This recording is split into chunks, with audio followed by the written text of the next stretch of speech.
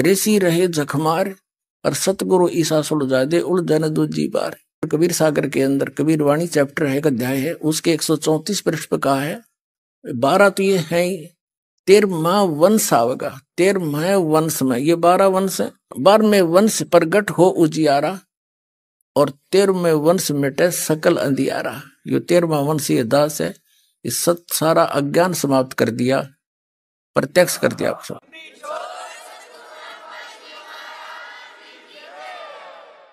अब क्या हुआ कि वो गरीबदास साहिब जी ने लिपिबद्ध करवा दी। गरीबदास साहिब जी प्रचार भी करा करते थे, लेकिन ये सतनाम नहीं देते थे किसी को।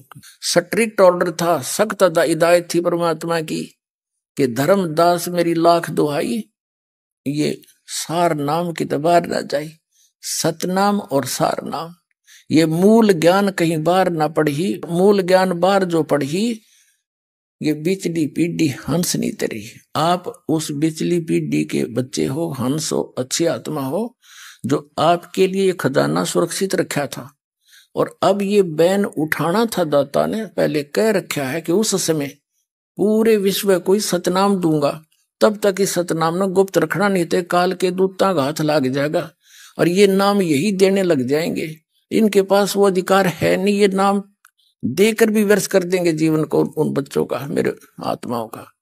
तो इसलिए कहा था, गरीबदास साहिब जी को भी कहा था कि इसको तुम जाप करना, अपना कल्याण कराओ, लेकिन अभी नहीं बताना, किसी को देना नहीं।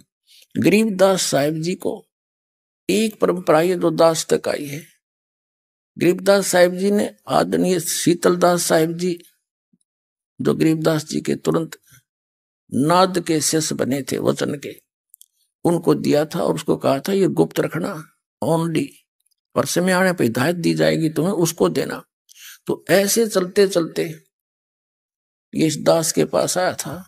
मेरे गुरुदेव ने इस दास के अतिरिक्त ये किसी को सार नाम की छीट भी नहीं लगने दी।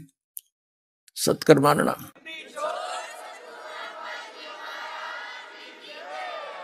जैसे काल ने चाल चली है तो परमात्मा ने भी इसकी चाल को ऐसे ही काटा है। सौछल सीधर मैं करूं अपने जन के काज। तो प्रसंग जो दास आपको क्लियर करना चाह रहा था वो अब प्रारंभ होगा।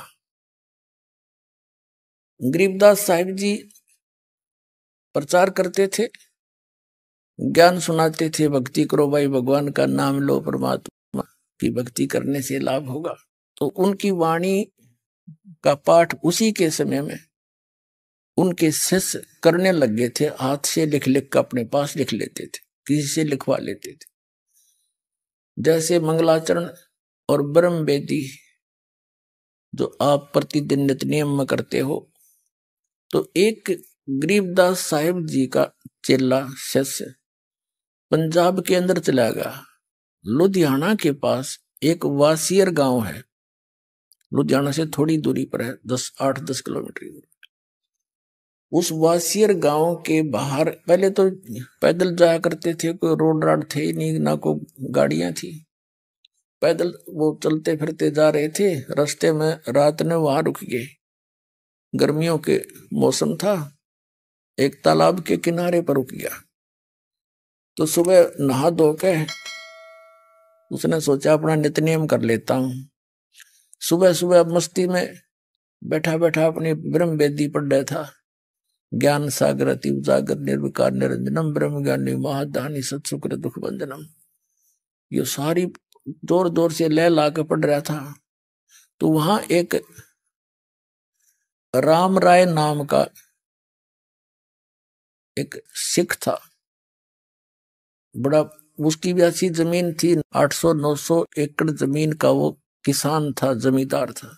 और वाणी की इन सिख लोगों के अंदर परमात्मा की वाणी की एक न्यारी कसक है, क्योंकि वहां परंपरा से ही वाणी सुनते और पढ़ाते पढ़ते आए। तो ये वाणी सुनकर वो निकट गया उस भगत के, गरीबदास जी के शिष्य के पास जाकर बैठ गया और वो अपनी वाणी पढ़ता रहा, वो बैठा रहा। जब उसने अपना पूरा नित्य कर्म कर लिया तब उसने कहा कि हे भगत, ये किसकी वाणी है, ये किस महापुरुष की वाणी है, इसने तो आत्मा खींच ली मेरी।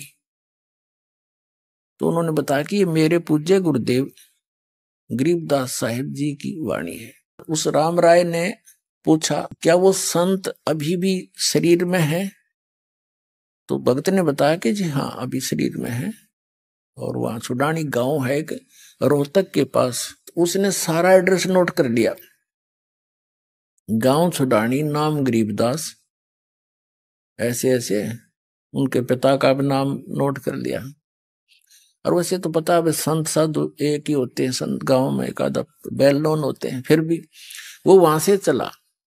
अब दर्शन करने चाहिए से महापुरुष के, जो इतनी अमृतवाणी बोली है जिन्होंने।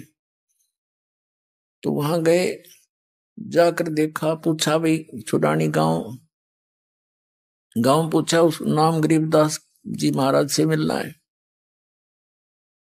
तो क्या करें, घर का जोगी जोगड़ा और बाहर का योगी सिद्ध। तो गांव में इतनी कदर नहीं थी उस महापुरुष, क्योंकि लाल की परख करनी थोड़ी हुआ करें। बाहर के कुछ लोग व्यक्ति 2 4 10 आसपास के गांवों के शेष हुए थे, और उस समय कोई विशेष काम किसानों को होता नहीं था। वर्षा होगी तो काम पाया, नहीं तो खाली खाली रहते थे, तो वहां आ बैठते थे वह। अब गरीबदास जी के जो नाना जी थे वो बहुत बड़े पैसे वाले व्यक्ति थे। उन्होंने एक मकान सा बना रखा था जिसको नौरा बोला करें देसी भाषा में। उसमें आगे चबूतरे से होते थे, बीच में एक अच्छा छपा हुआ आंगन सा होता है। गांव वाले ने बताया दिया कि सामने चला जा भाई, वहां है। उनसे पूछा कि भाई गरीबदास जी से मिलना, महाराज जी से मिलना। वो कहाँ है? अब वहां बैठे भक्त तो भी इंतजार कर रहे थे, कहाँ गए। उन्होंने पूछ लिया था गांव वाले से, घर वालों से, कि खेतों में गए हैं। और वो प्रतिदिन जाते हैं खेतों में और आ जाते हैं 10 बजे तक, 8 9 बजे तक। गर्मियों का सीजन था। तो उसने सोचा राम राय ने कि इतनी दूर आ गया मैं, 200 किलोमीटर है, और संत के दर्शन करके पानी पीऊंगा। वो कह रहे थे आओ भोजन पालो, चाह पानी पियो, दूध पियो, बैठो। मैं बोला ना, वो है कहाँ, मैं दर्शन करूंगा। तो उन्होंने बता दिया जी इधर उनके खेत हैं, खेतों में सैर सपट्टे को जाते सुबह सुबह, और कब आएंगे क्या पता, संत है, आओ तभी आ जाना, टाइम भी लग जा, उनकी तो मौज है। तो उसने सोचा भी इधर संकेत कर रहे हैं, रास्ता बता रहे हैं, वहीं मिलूंगा। बताया वहां खेत है उनका, झोंपड़ी डली है उसके ऊपर ही रास्ते पर। वो चल पड़ा कि वहीं दर्शन करूंगा महात्मा के, इसे महापुरुष के दर्शन। कहते हैं साधु दर्शन राम का, मुख पर बसे सुहाग, और दर्श उन्हीं को होते हैं जिनके पूर्ण भाग। कबीर दर्शन राम का, साहिब आवे याद, लेखे में वाए गड़ी, बाकी का समय बर्बाद। तो संत की महिमा से जो परिचित होते हैं वही महापुरुषों की कदर किया करते हैं। वो चल पड़ा। उधर से गरीबदास जी किसान थे, खेतों में सैर सपट्टे को घूमने जाते थे, और पशुओं के लिए चारा काट के और ज्वार वगैरह अपने सिर पर रख कर लाते थे। बरोटा कहते हैं हमारी सिर। वो चारे का बंडल सा ज्वार का सिर पहले आने लग रहे बरोटा। और वहां की वेशभूषा धोती कुर्ता जो उसमें होती थी, किसान हरियाणा की वेशभूषा, उसमें रहते थे। किसान थे, बाल बच्चेदार थे। तो उस राम राय ने सोचा इस किसान से पूछ लूं महाराज जी के बारे में। उसने कहा भाई डटिए, रुकना। गरीबदास जी खड़े हो गए कि मैंने महाराज जी से मिलना, गरीबदास जी से। उनका यहाँ खेत कांसी है, मैं बहुत दूर से आया हूं पंजाब से, उनसे मिलना बहुत जरूरी है मैंने। अब गरीबदास जी तो अंतर्यामी थे, उन्होंने सोचा यदि मैं न्यू कहूंगा इसने कि मैं हूं भाई गरीबदास, बोल क्या कहेगा, क्या बात है। तो ये यहीं से वापस हो लेगा, मेरी एक नहीं सुनेगा। क्योंकि उस भक्त ने, राम राय सिख ने, अपने मन का एक काल्पनिक संत सोच रखा था कि सिर पर जटा होंगी बड़ी बड़ी, दाढ़ी बड़ी होगी, या तो लाल कपड़े होंगे, ना कती नहीं होंगे, एक लंगोट होगा, हाथ में चमटा होगा। वो ऐसी वेशभूषा वाले को संत मानकर खोज करने निकला था। गरीबदास जी कहने लगे आजा मेरे साथ, मैं मिलाऊंगा आपको गरीबदास जी से, आजा आजा, मैं मिलाऊंगा महाराज जी से तेरे को। मेरे साथ आ जाओ। अब वो साथ साथ हो लिया कि इधर उधर हो गया, कोई खेत में ले चलता होगा मुझे। वो घर आ गए। घर आए तो जो उनके शेष बाहर के आए हुए थे गरीबदास जी के, वो खड़े हुए, दौड़े गए। गरीबदास जी ने जो सिर पे रखा हुआ था पशुओं का चारा, ज्वार का बरोटा, वो किसी ने वो उठाया पकड़ा, किसी ने दंडवत प्रणाम किए। अब वो सरदार जी खड़ा खड़ा देखा कि यूं के चक्कर भाई किसान थे ये लोग व्यक्ति दंडवत प्रणाम करते हैं। उन्होंने सोचा ये किसान होगा, जमीन अच्छी होगी, ये मजदूर होंगे इसके, इसलिए इसकी श्रद्धा कर रहे हैं। अब गरीबदास जी वहां पे गए, भगत को कैसे सेट करना है। सोचल सिद्धर मैं करूं अपने जन के काज। गरीबदास जी ने कहा कि भाई नो करो। 3-4 भगत थे, किसी को कह दिया बैलों को पानी पिला लो, किसी को कह दिया ऊपर ले दूसरे स्थान पर दूसरे घेर में पशुओं का चारा भेजो भाई तुम। एक से कहा पानी नहाऊंगा भाई, मेरी बाल्टी रख दे पानी की लाकर पाटड़े के पास। ऐसे देसी व्यवस्था से नहाते थे गांव में।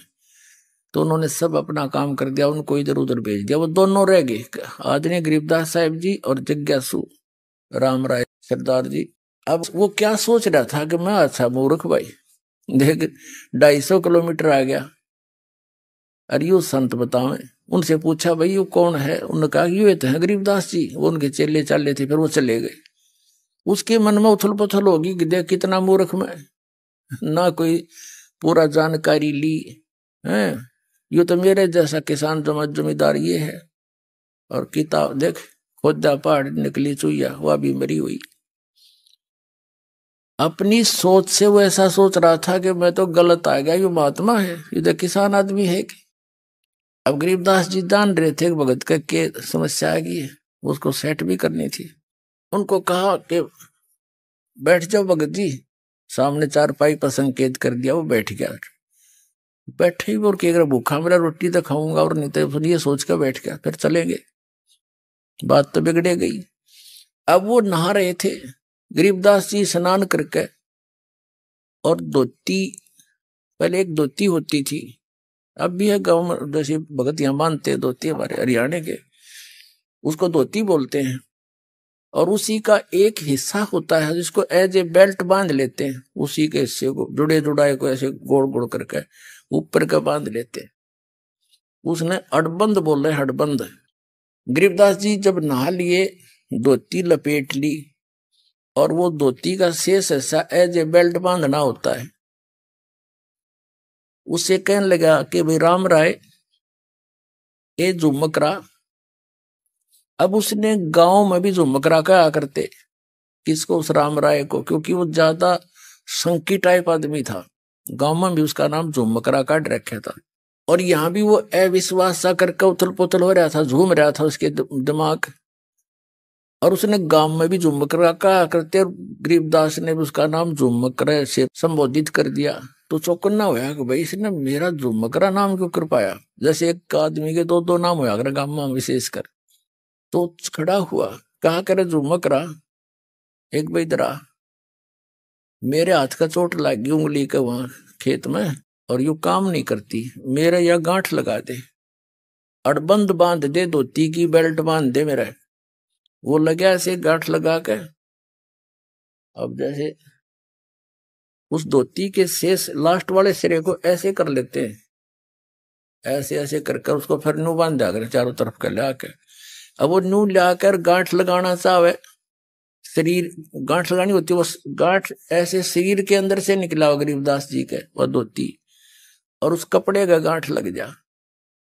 और गरीबदास जी ने ध्यान दूसरी साइड में कर, उसने सोचा तेरा पर उल्टी साइड तो पकड़ा गया, गलत लग गया। उन्हें फटाफट फिर खोला, दोबारा फिर ऐसे करके गांठ लाई, और नो खींचा, फिर उस धोती का लाएगी। तीसरी बार फिर ऐसे ही किया, जब गरीबदास जी ने कहा अरे झुमकरा,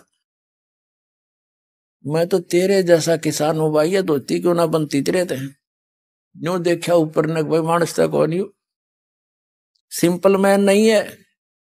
शरीर दिखर, शरीर के भागे धोती निकलने लग रही, बंदा थोड़ा ही।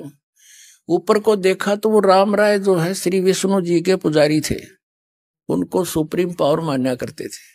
अब ऊपर ने देखा तो गरीबदास जी का रूप विष्णु जी का रूप बन गया, शंख चक्र गदा और ऐसे सिर पर मुकुट, और यूं देखा वो, यूं देख कर चरणों में पड़ गया, चरणों में गिर गया, कि महाराज बख्श दो, मैं तो गलती होगी। फिर एकदम वो उसी रूप में थे, वो तो मालिक यानी परमात्मा कबीर जी सारी लीला कर रहे थे, उसके फड़क मिटाने के लिए गरीबदास जी का रूप ऐसा दिखा दिया उन्होंने, जिसके वो पुजारी थे, ताकि सेट होकर सुन लेंगे सारी राम कहानी हमारी। उसने फिर देखा तो फिर एज इट इज, फिर मन बदल गया। अब मेरा कोई भूल भुलैया होगी या मेरे अपनी ही कल्पना होगी। फिर भी कहने का इस चमत्कार को देखकर वो ठगा सा रह गया। उसने वहां से जाने की इच्छा व्यक्त नहीं करी। पहले उसको खाना खिलाया कि रोटी खा, फिर बतलावांगे बाद में, भोजन पा छक पहले भगवान का प्रसाद। फिर लगे कथा सुनाने। अब क्या कहने लगे, और राम राय झुमकरा कहने लगा कि हे भगवान, ये ज्ञान जो आप बता रहे हो कि इन ब्रह्मा विष्णु महेश से भी ऊपर कोई और परम शक्ति है जिसको मैं आंखों देख कर आया हूं, तो आपकी बात पर अविश्वास नहीं हो सकता। सारा गांव गवाह कि ये तो मर गए थे, वैसे चले गए थे, फिर आए ऐसे बोले। तो गांव वाले भले ही ना मानते थे, पर उस पुण्यात्मा का तो सारी बात जचे थी, क्योंकि आदरणीय नानक साहब जी को परमात्मा ऐसे लेकर गए थे, फिर वापस छोड़ा था। हम सुल्तानी नानक तारे दादू को उपदेश दिया, जात जुलाहा भेद न पाया, वो काशी माहे कबीर हुआ। तब उसने पूछा कि हे भगवान, ये ज्ञान तो आज तक किसी ने नहीं बताया हमारे तई। तब गरीबदास जी कहते हैं, तत्व भेद कोई ना कहे रे झूमकरा, ये पैसे ऊपर नाच सुनो राई झूमकरा। कोटों मध्य कोई नहीं रे झूमकरा, अरबों में कोई गर्क सुनो राई झूमकरा।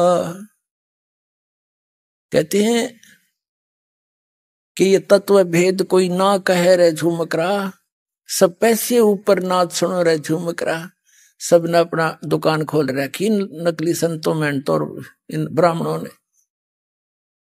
और कहते इस तत्व वेद का ज्ञान देने वाला जो मैं बता रहा हूं, उस तत्व ज्ञान को बताने वाला, कोटों मध्य कोई नहीं रह झूमकरा, यानी करोड़ संतों में नहीं मिलेगा तुझे इसके बताने वाला, अरबों में कोई गर्क सुनो रहा झूमकरा।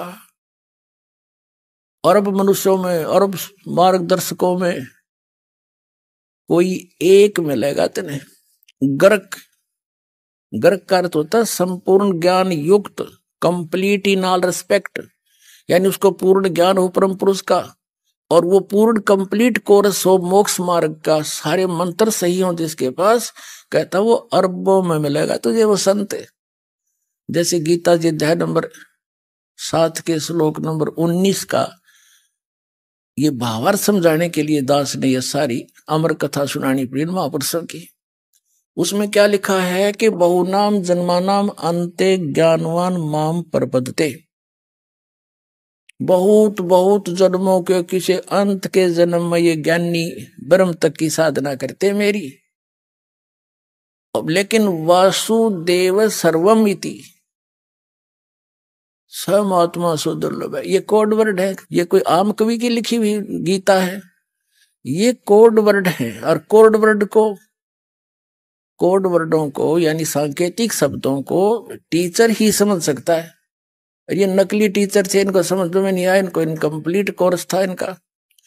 जो ये हमारे धर्म गुरु थे, आचार्य शंकराचार्य, ब्राह्मण मंडलेश्वर, जितने भी थे हिंदू धर्म के, इन पुराणों का ज्ञान नहीं। और तक गीता को तो समझेंगे कैसे, वो तो सिंपल ज्ञान था, उसमें स्पष्ट लिखा है इनका जन्म मृत्यु होता है, ब्रह्मा विष्णु महेश की माता पिता कौन है, ये आज तक नहीं समझ पाए। तो क्या बताया है कि वासुदेव सर्वमिति स महात्मा सो दुर्लभ है, ये बताने वाला कि वो वासुदेव यानी सर्वशक्तिमान, सबके ऊपर कंट्रोलर, यानी जिसकी सत्ता सबके ऊपर है, वो कुल धनी ही पूजा के योग्य है। वही मोक्षदायक है, वही पाप नाशक है, और वही सारे ब्रह्मांडों का सभी का जनक है, वो सभी आत्माओं का पिता है। केवल उसी की ही भक्ति करनी चाहिए।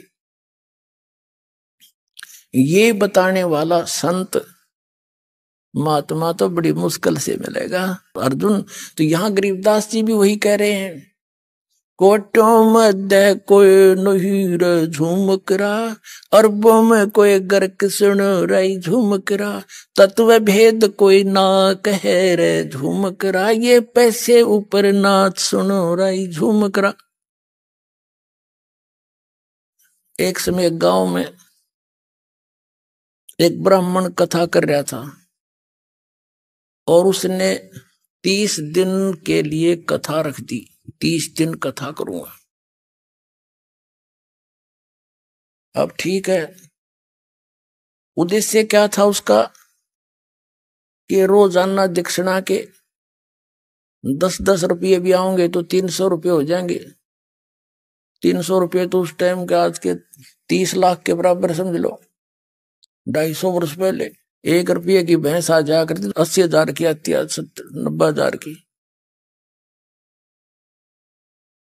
तो उसने इस उद्देश्य से कथा करनी शुरू कर दी 30 दिन तक।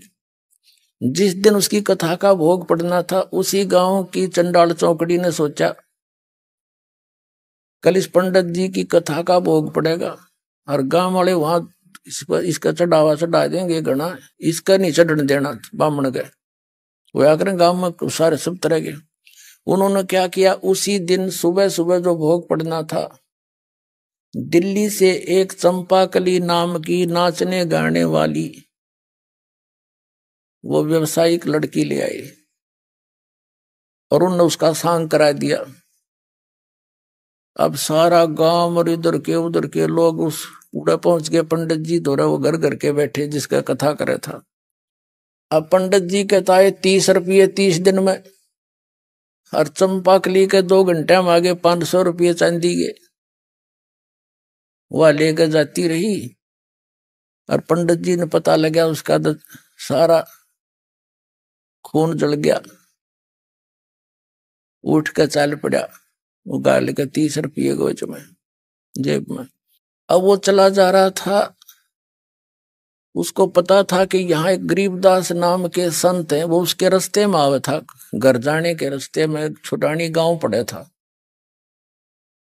उन्होंने सोचा चल महाराज जी दौरा बैठा, थोड़े बहुत बतलावांगे, देख किसी दुनिया होगी। वो नो बतान गया था। अब गरीबदास जी बैठे थे, 5-4 भगत बैठे थे उनके घर में, यानी उसके बैठक में। पंडित जी आ गया, आओ पंडित जी, आओ पंडित जी। क्यों वेशभूषा उनकी पता है होता, लंबी चोटी, गलमा गोछा लाल लाल सा, तलक साला रखा, काख में पोथी दे रखी, आदर से चारपाई दी, बैठ गए। और नो करे महाराज सुनाओ क्या हाल है, महाराज जी सुनाओ।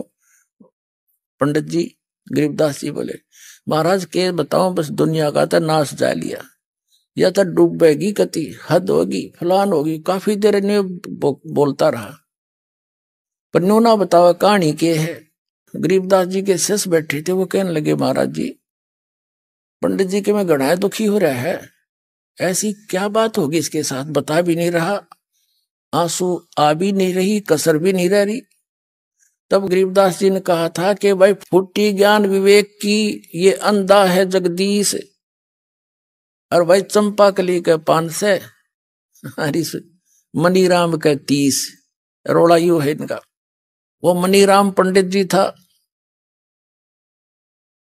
अब उसने गरीबदास जी ने बता दिया कि भाई चंपाकली का तो 500 रुपये आ गए, और इस पंडित जी ने 30 दिन तक कथा करी, इसका 30 रुपये आए, यो उसका दुख मान रहा है।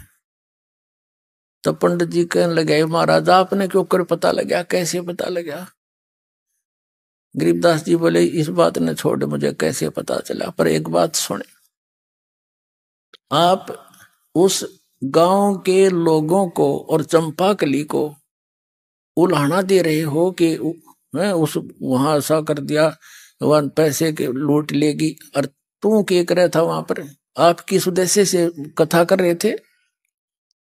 कथा सत्संग 1 दिन कर ले, 2 दिन कर ले, 4 दिन कर ले, तेरा उद्देश्य क्या था? आप बताओ सच्ची आत्मा से। उद्देश्य यही था कि 30 दिन में कम से कम 300 रुपये तावेंगे। एक बात बता पंडित जी, गरीबदास साहब बताने लगे उनका, जिस समय राजा परीक्षित को 7वें दिन सर्प ने डसना था, उसके लिए कथा करनी थी श्रीमद् भागवत की, जो 30 दिन करके आया तू। और इस कथा के राइटर व्यास जी भी उपलब्ध वहीं थे, और साथ में और भी ऋषि महर्षि जितने थे सब उपस्थित थे। एक मीटिंग हुई थी कि भी इनको श्रीमद् भागवत सुधा सागर की 7 दिन तक कथा सुनाई जाए, ताकि इसका मन संसार से हटकर भगवान में जुड़ जा। 7वें दिन इसको डसना तो है ही, मरना तो है ही। तो ऐसी स्थिति में इंसान ध्यान से सुना करे सारी राम कहानी को। अब उस समय 7वें दिन परिणाम आना था कि कथा कोई वो करे जो अधिकारी हो। अनधिकारी ने कथा की तो इसको कोई लाभ नहीं होगा, इसका जीवन नाश हो जाएगा। तो उस समय किसी ऋषि ब्राह्मण ने हिम्मत नहीं करी वह कथा सुनाने की, पृथ्वी के ऊपर जितने भी थे, क्योंकि 7वें दिन परिणाम आना था, उनकी पोल खोलनी थी। ये किसी कथावाचक हैं, तब कहते हैं स्वर्ग से सुखदेव ऋषि को बुलाया गया, जो व्यास का पुत्र था। पांडवों ने उसको प्रार्थना करके नीचे भेजा, और राजा परीक्षित के पुनों से वो विमान में बैठ कर आया। सुखदेव ऋषि स्वर्ग से विमान में बैठ कर आया और 7 दिन कथा सुनाई। 7 दिन कथा सुना के उस अधिकारी से कथा श्रवण करने से उस जो लाभ होना था इस श्रीमद् भागवत सुधा सागर से, वो भी सुखदेव के द्वारा सुनाएगी, कथा कीगी। उस कथा से वह तुम्हारे जैसों से नहीं हो सकता था। क्या लाभ हुआ कि उसकी वृत्ति यहां से हटगी, और जो पुण्य उसने अपने जीवन में उस जब तक किए थे उनके आधार से उस शरीर तो यहीं रह गया उसका, सुखदेव के साथ वो स्वर्ग में चला गया। और इतना भी काम तुम कोई वो ऋषि नहीं कर सके, आपके जितने भी ब्राह्मण थे। और तुम इब का आंख में पोती दे के कोई खड़ा हो जाता है, मैं तो कथा कर दूंगा, तुम इनका जीवन नाश कर रहे हो, तुम अधिकारी हो। अब कान पकड़ दिया उस पंडित जी ने, नाक रगड़ दिया परमात्मा के चरणों में कि भगवान मेरी तांख खोल दिया आपने, दीक्षा दे दो, मेरा कल्याण कर दो। अब तो कहते हैं 100 छल सिद्धर मैं करूं अपने जन के काज। तब उसको उपदेश दिया, कहा इस गंध न मत खा, छोड़ दे, या कथा करनी पाप का भागी है। अनधिकारी अब कोई झूठे लाइसेंस बनाता है, कोई डुप्लीकेट पासपोर्ट बनाता है झूठे, तो कितना अपराधी है वो। तो इसी प्रकार हमने जाना सतलोक ये नकली सब संत बने बैठे, मैं भी नाम दे दूं, मैं भी नाम दे दूं, मैं भी कथा कर दूं, पाठ कर देता हूं। ये टोटली नकली है। इस विश्व में इस दास के अतिरिक्त कोई भी अधिकारी नहीं आज भगवान के ज्ञान बताने का और नाम देने का।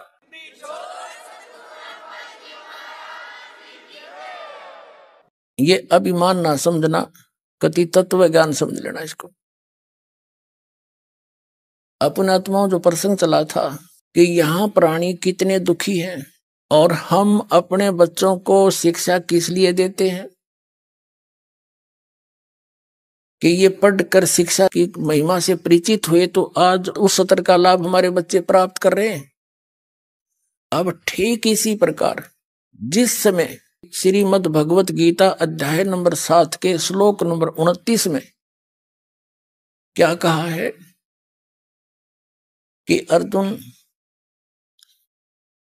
जरा मरण मोक्षाय माम आश्रित यतन्ति ते ब्रह्म तत्विदु कर्षणम अध्यात्म अखिलम च कर्मम। वो क्या कहता है गीता ज्ञानदाता कि मेरे इस ज्ञान का आश्रय करके कि तत्वदर्शी संत की खोज करो, और वो तत्वदर्शी संत उस ज्ञान को, उस तत्व ज्ञान को बताएगा जो परमात्मा ने स्वयं आकर वो वाणी बोली है। तो उस तत्वदर्शी संत से मिलने के पश्चात जो जरा और मरण से यानी वृद्ध अवस्था और मृत्यु से छूटने के मोक्ष के लिए यानी इससे बचने के लिए यानी पूर्ण मोक्ष प्राप्ति करने के लिए जो प्रयत्न करते हैं ते ब्रह्म तत्व विदु, वे उस तत्ब्रह्म को और कृष्णम अध्यात्म अखिलम च कर्मम, वो सारे अध्यात्म को और सभी कर्मों से परिचित है। अपने आत्माओं दास आपको वो अमर कथा सुना करके उस सतलोक की यथा सतिथि बता करके और कई महापुरुषों के प्रमाण दे करके ये सिद्ध करना चाहता है कि आपका हृदय यहां से हटे, ये लोग ठीक नहीं, यहां आप रह नहीं सकते से कितना कोशिश कर लेना। एक व्यक्ति कह रहा था मेरा लड़का बीमार हो गया, 3.5 लाख रुपया लगाए, दोनों गुर्दे खराब हो गए, जान बच गई, खुशी बनाई, विवाह रख दिया, विवाह से 2 दिन पहले बस एक्सीडेंट में मर गया। बता, जिसके लिए सारे पाप कट्ठे कर्म कट्ठे करे थे, धन जोड़ा था, वो धन भी गया और पुत्र भी गया, और आप भी 92 हो गया मरना। तो इसी गंदे लोक में और आप कति खुश हुए बैठे हो, यहीं पर स्थिर हुए बैठे हो, ये लोक रहने का नहीं है। अब तक ना ज्ञान था, मजबूरी थी, कोई बतानिया नहीं था, बताओ थे नकली थे, सट्टे मारे थे, इनके पास समाधान नहीं था। तो अब आपने कमर कसनी पड़ेगी। ठीक है, जब तक आप यहां रहोगे आपके साथ परमात्मा रहेगा, आपका आंच नहीं आने देगा, तो सच्चे दिल से इसकी शरण में रहोगे तो।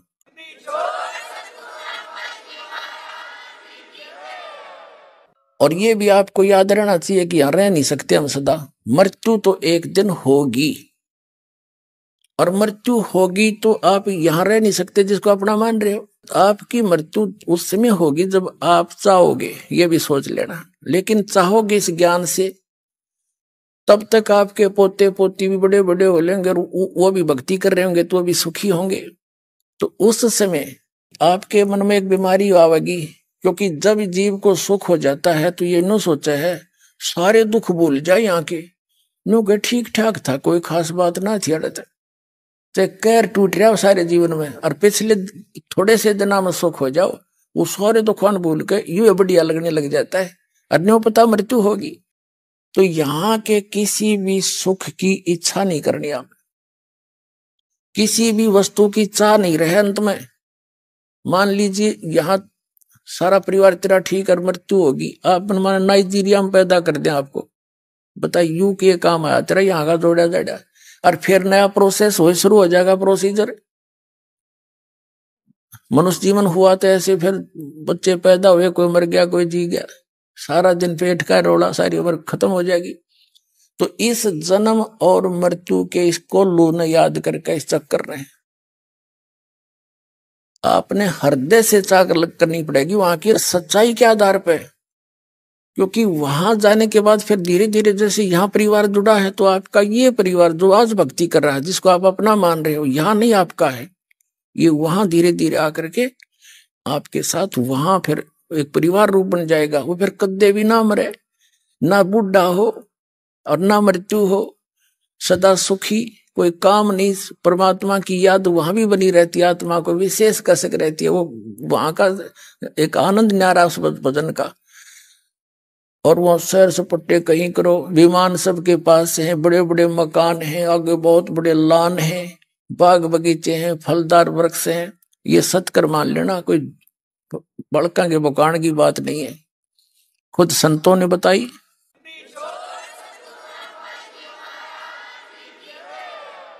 खुद परमात्मा ने आके बताया, और आंखों देखा, उन महापुरुषों ने बताया जिन्होंने उस सचखंड को देखा।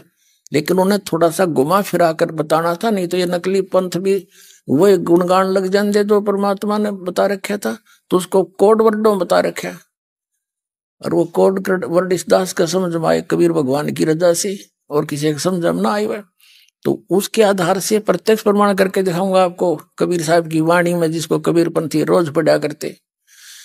अब प्रसंग चल रहा था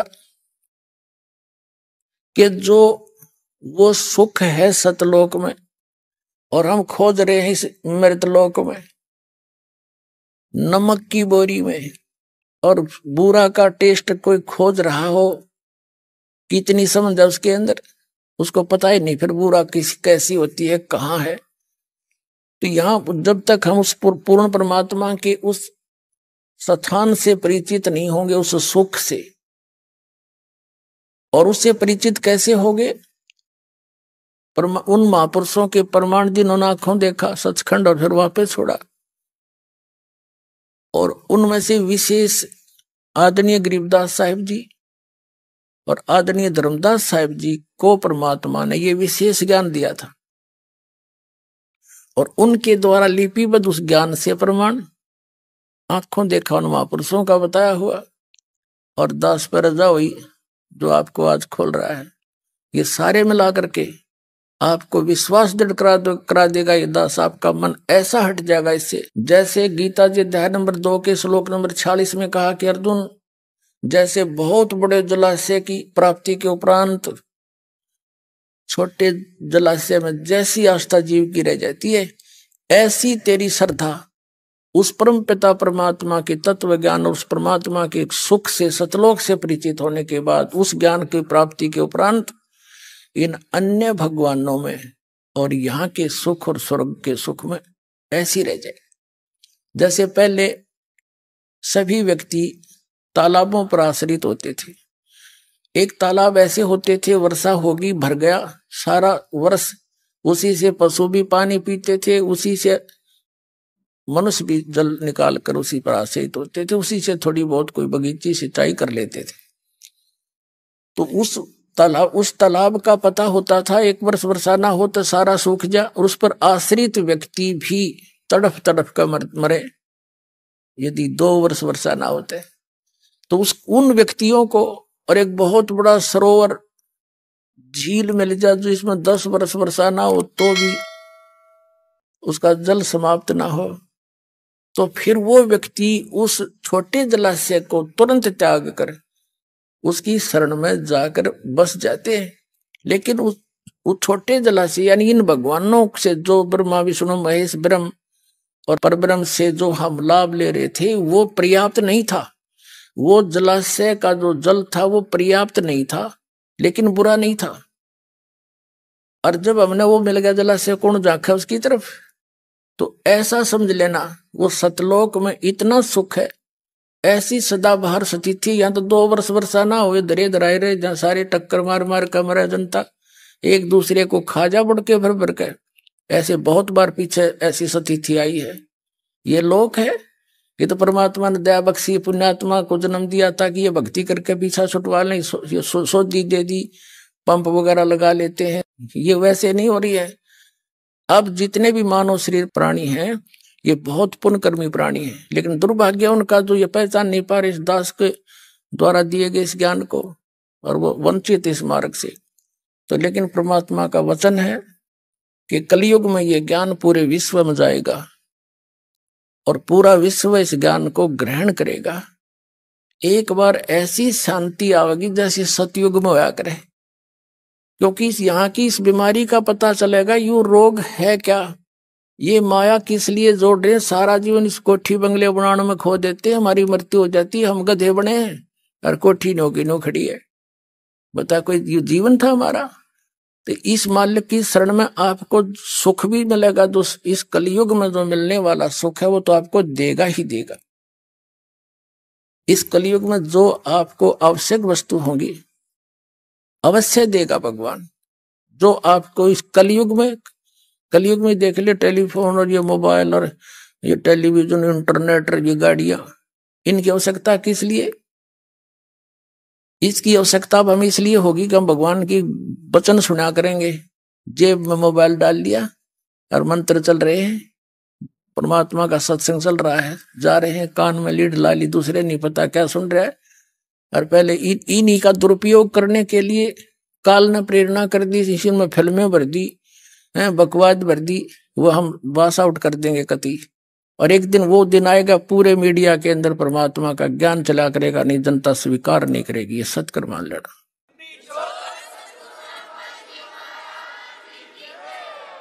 तो पुण्यात्मा, इस झूठे सुख को सुख कहे ये मान रहा मनमोद, ये सकल चबीना काल का कुछ मुख में कुछ गोथ है। तो परमात्मा कहते हैं मन तू सुख के सागर बस रे, भाई और ना ऐसा यस रे, चल हंसा सतलोक हमारे, छोड़ो यो संसारा हो। इस संसार का काल है राजा, इन माया जाल पसारा हो। एक लोक, एक अपनी ही महिमा आप बता रहे हैं कि इस सब के पार एक और परमात्मा है, वहां स्थान है जो सबका सृजनहारा हो। चल हंसा सतलोक हमारे, छोड़ो यो संसारा हो।